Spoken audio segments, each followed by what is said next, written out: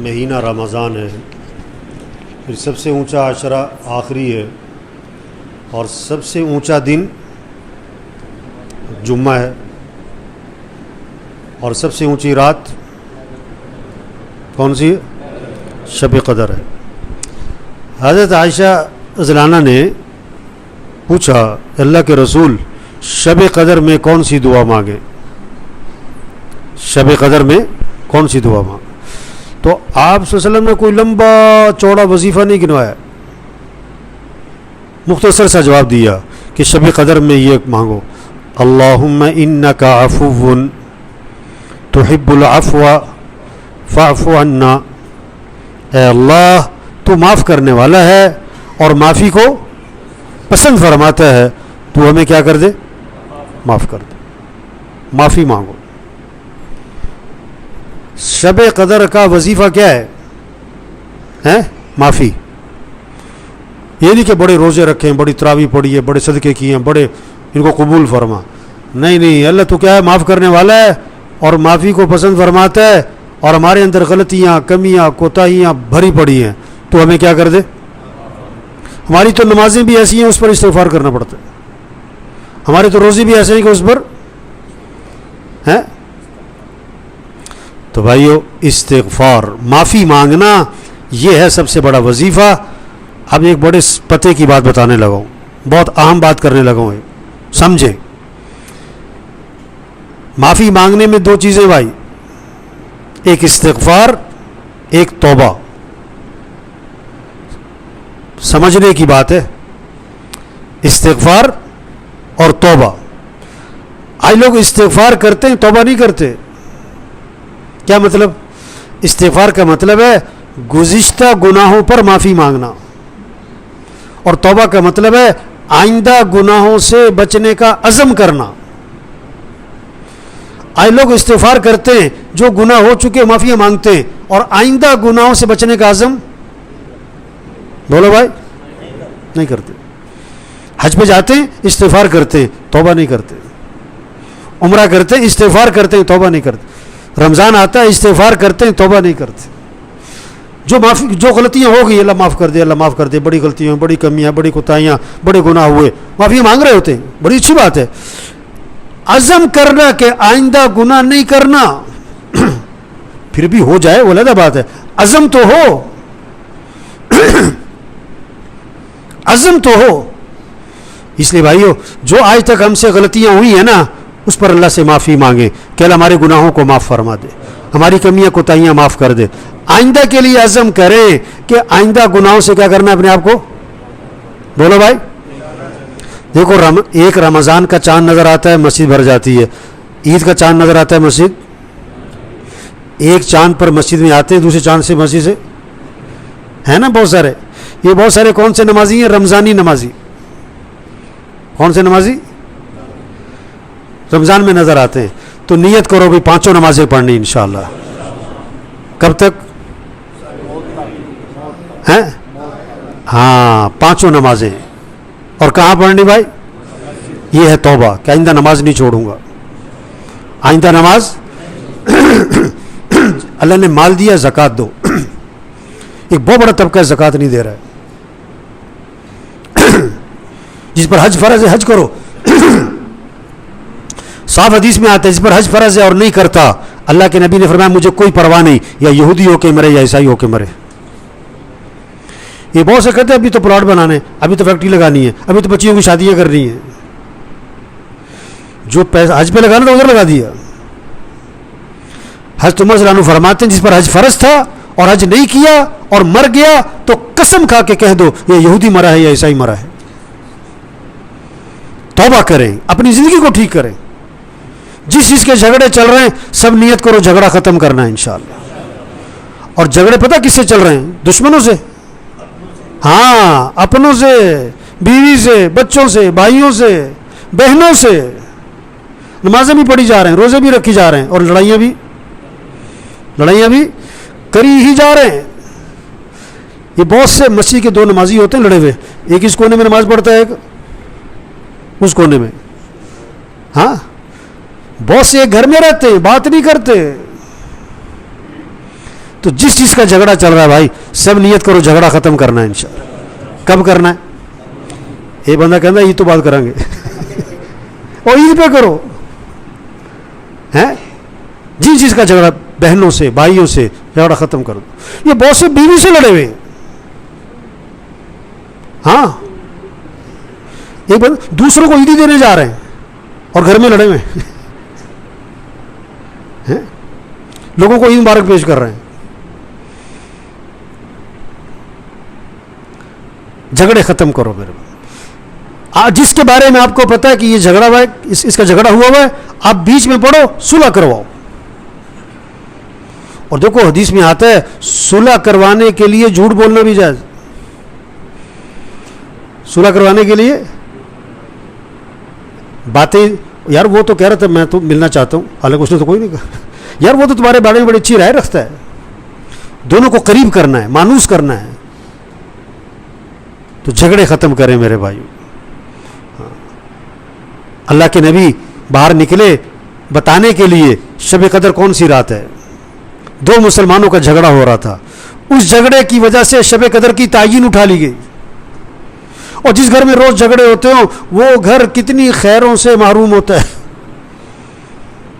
کتنی برکتوں سے محروم ہوتا ہے, کتنی نحوستیں اس گھر پہ اترتی ہیں. تو سب جھگڑے ختم کریں گے نا انشاءاللہ.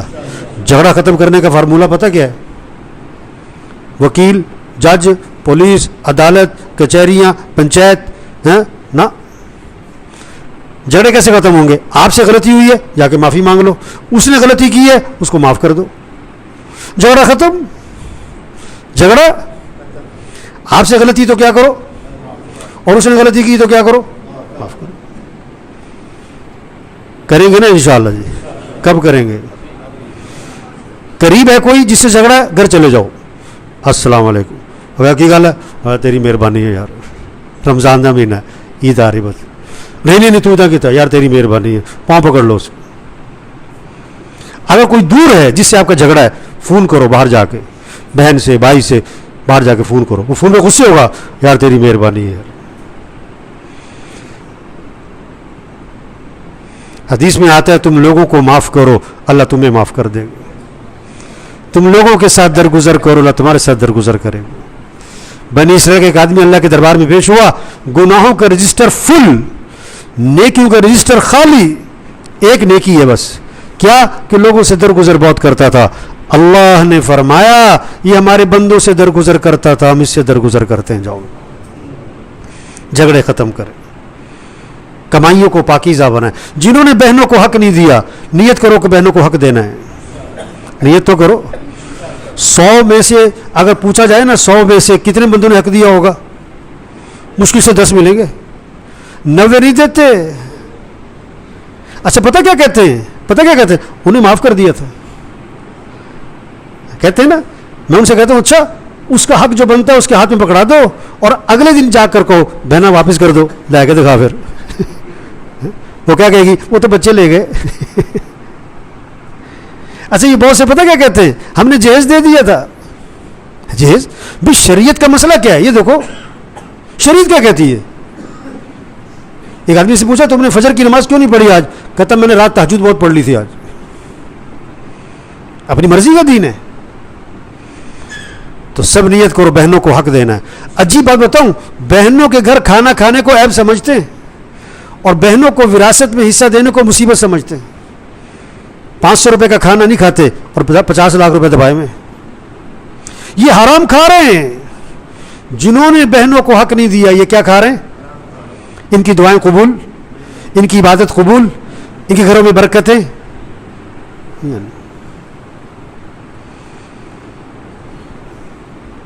بہت سے زبردستی سائن کرواتے ہیں بہن سے.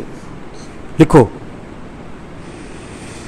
ایک نے اپنی بہن کو حق نہیں دیا, زمیندار تھا, نہیں 2 بہنیں تھیں اس کی, اس نے شادی نہیں ہونے دی. کیوں کہ ان کی شادی ہوگی, بچے ہوں گے, زمین تقسیم ہو جائیں گی. جب رشتہ آتا ٹانگ اڑا دیتا, جب رشتہ آتا ٹانگ اڑا دیتا, جب رشتہ آتا کوئی مسئلہ کھڑا کر دیتا. وہ بیچاریاں بوڑھی ہو گئی, بال سفید ہو گئے, رشتے آنے ختم ہو گئے. اندر کیا چھپی ہوئی تھی بات کہ شادی ہوگی, اولاد ہوگی, زمین تقسیم ہوگی. شادی نہیں ہونے دی. اب ٹکر اللہ سے لی ہے نا, اللہ کو تو سب پتہ ہے. 3 بیٹے تھے اس کے, ایک نشے میں لگ گیا, ایک ڈوب کے مر گیا, ایک ایکسیڈنٹ میں مر گیا. اور جو نشے میں لگ جاتا ہے وہ سارے گھر کو خالی کر دیتا ہے خود ہی. اللہ کے نظام کو توڑتے, اللہ سے ٹکر لیتے. یہ ہے توبہ, آئندہ گناہوں سے بچنا, آئندہ نمازوں کا اہتمام. مال ہے زکوٰۃ دو, مال ہے حج پہ جاؤ, جھگڑے ہیں ختم کرو, کمائی پاکیزہ بناؤ. ہاں ایک اور بڑی مسئلہ ہے, اپنے فنکشنوں کو میوزک سے پاک کرو. یہ اکثر کے فنکشنوں میں کیا ہوتا ہے, بولو بھائی کیا ہوتا ہے, بتاؤ تو صحیح کیا. ہاں ناچ گانا ہوتا ہے. پہلے تو باہر سے کنجر آتے تھے, اور اب کون سے ہوتے ناچنے والے, اب گھر کے ہی کنجر بن جاتے ہیں. کسی کو کنجر کہو کتنا برا محسوس کرے گا. تو کنجر کسے کہتے, ناچنے والے کو. یہ جو اب تو گھر والے ناچ رہے ہیں, اب تو میں نے سنا دلہن بھی ناچتی ہے. ساری کنجر کٹھے ہوئے, کنجروں کا ٹولہ. بادشاہ وزیر نے اعلان کیا کہ بارش ہونے والی ہے, اس بارش کا کوئی پانی نہ پیے, جو پیے گا پاگل ہو جائے گا. ایک کہاوت ہے. لوگوں نے کہا پی کے تو دیکھو, سب نے پی لیا, ساری قوم پاگل رہ گیا. بادشاہ وزیر, بادشاہ بڑا پریشان کہ ساری قوم پاگل. اسے وزیر سے مشورہ کیا ہم کیا کریں. انہوں نے کہا ہم بھی پی لیں اور کیا کریں.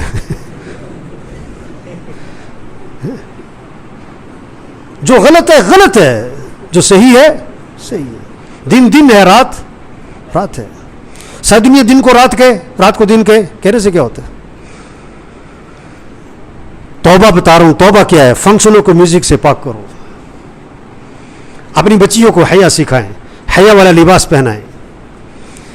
دیکھو ایک بات کہنے لگا ہوں, اچھی لگے یا بری لگے, بات صحیح کہہ رہا ہوں.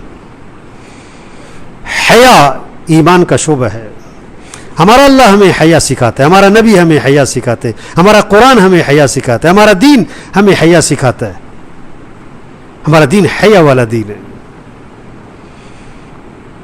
دین کی بنیاد حیا پر, کفر کی بنیاد بے حیائی پر. جب حیا آئے گی تو لباس کیا ہوگا, ڈھیلا, لباس پورا, لباس موٹا. جب حیا جائے گی لباس چست ہو جائے گا, باریک ہو جائے گا, مختصر ہو جائے گا. مختصر لباس, باریک لباس, چست لباس, تنگ لباس, یہ بے حیائی کی علامت ہے. اب آپ دیکھو لباس کون سا چل رہا ہے اس وقت, باریک کے موٹا, چست کے ڈھیلا, مختصر کے پورا. مختصر. پہلے عورتوں کا برقع گیا تھا, اب دوپٹہ بھی جا رہا ہے. اللہ نے تو مرنے کے بعد بھی عورت کے سر پہ دوپٹہ دیا ہے.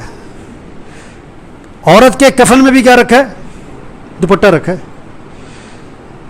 قبر میں بھی دوپٹہ دیا. یہ بازاروں میں نہیں لے رہے, یہ فنکشنوں میں نہیں لے رہے. توبہ بتا رہا ہوں, توبہ کیا ہے, زندگی بدلو, آئندہ سے گناہوں سے بچنے کا عزم. یہ ہے سب سے بڑا وظیفہ رمضان کا, شب قدر کا. توبہ کریں, زندگی بدلیں. عقل مند کے لیے اشارہ ہی کافی ہے. عقل مند کے لیے اللہ سچی بات ہے, بڑے رحیم ہیں, کریم ہیں, رحمان ہیں, ودود ہیں, بڑی محبت کرنے والے بندوں سے. اللہ اپنا پیغام پہنچاتے ہیں کانوں تک تاکہ توبہ کر لو, توبہ کر. سب ان باتوں پر عمل کریں گے نا انشاءاللہ جی. اپنی زندگی کو بدلنا ہے, اپنے معاشرے کو پاک کرنا ہے. یہ ہے کورونا کا پیغام کہ زندگی بدلو, سوچ بدلو, شوق بدلو, جذبے بدلو, رہن سہن بدلو. لوٹو اللہ کی طرف, دین کی طرف, شریعت کی طرف, سنت کی طرف, اعمال کی طرف. اللہ کے سامنے رو, گڑ گڑاؤ, اللہ سے معافیاں مانگو. اس وبا کو کون دور کرے گا, اللہ ہی کرے گا, کوئی نہیں کر سکتا. اللہ نے چاہ لیا ایک لمحے میں ختم, اور خدا نخواستہ اللہ نے نہ چاہا تو یہ سال, 2 سال, 3 سال بھی ختم. اللہ اس کو ضرورت ہے کہ ساری قوم اللہ کے سامنے گڑ گڑائے. ایسے حالات ہیں, توبہ توبہ توبہ. آج جھوٹ والا جھوٹ نہیں چھوڑ رہا ہے, رشوت والا رشوت نہیں چھوڑ رہا ہے, جو نمازوں میں غفلت کر رہا ہے کر ہی جا رہا ہے. اللہ سب کو عمل کی توفیق نصیب فرمائے. الحمدللہ رب العالمین.